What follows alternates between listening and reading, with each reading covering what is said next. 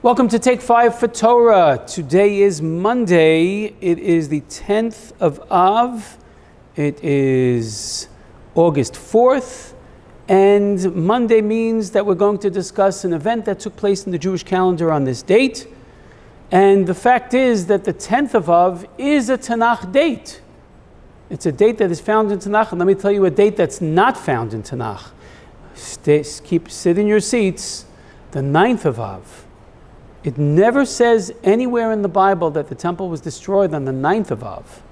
That destruction is described at the end of Sefer Melachim, the end of Sefer Divrei Hayamim, and twice in Sefer Yirmiyahu. And in none of these four places are we told that the temple was destroyed on the 9th of Av. In fact, in one of them it says the temple was destroyed on the 7th of Av. In another one, it says the temple was destroyed on the 10th of Av. Let's get our act together here, huh? What's going on? The answer, the Talmud says, which is keenly aware of this situation, the Talmud says that actually the Babylonians started their destructive behavior on Har HaBayis, on the Temple Mount, indeed on the 7th of Av, as it says, and they started to destroy the temple on the 7th. Temple was not to be destroyed all in one day. It was a pretty big structure, and the whole Har HaBayis was huge. Then they didn't destroy it right away because they wanted to save the valuable stuff.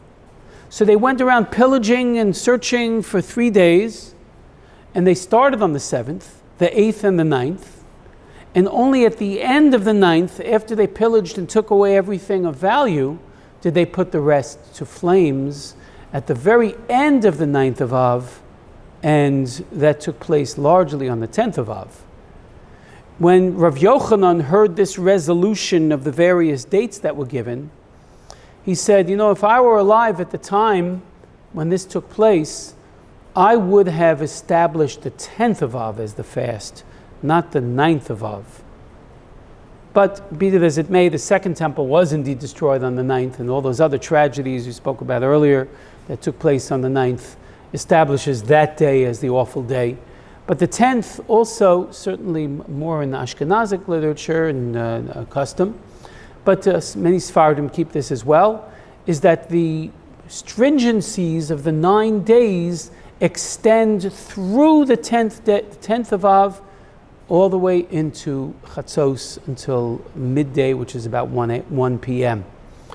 When Tisha B'Av falls on a Shabbos and we fast on the 10th of Av, we do not extend that to the 11th. Only custom is to refrain from eating meat and drinking wine on the night after Tisha B'Av. This year, Tisha B'Av falls on a Sunday, and it's the actual date. And Tisha B'Av always falls on the same day of the week as the first day of Pesach. Pesach began our redemption, and Tisha B'Av began our exile. So there are a lot of parallels between the two, because Chazal say that Tisha B'Av will also begin the redemption, and we always have that potential because Mashiach, according to tradition, is born on Tisha B'Av. Hopefully he was born already 40, 50 years ago on Tisha B'Av, and he's ready to announce his mission. So this is the nature of the 10th of Av, and it always has this great potential for us to move into the next stage. We've bottomed out on the 9th, and now on the 10th we're ready to turn the corner and to start the redemptive process. It's amazing that our saddest time of the year takes place within a week of what the Mishnah in Maseches Taanis tells us is one of the happiest days of the year, the 15th of Av. We'll have more to say about that later in the week, but this is a fascinating ability on our part to move from sadness to joy.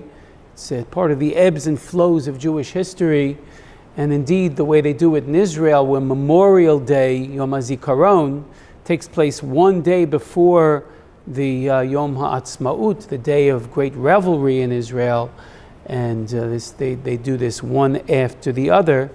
And we consider the 10th of Av until Chatzos to be in that still in the 9-day framework, and now we're ready to move towards the joy during this week to Tu B'Av.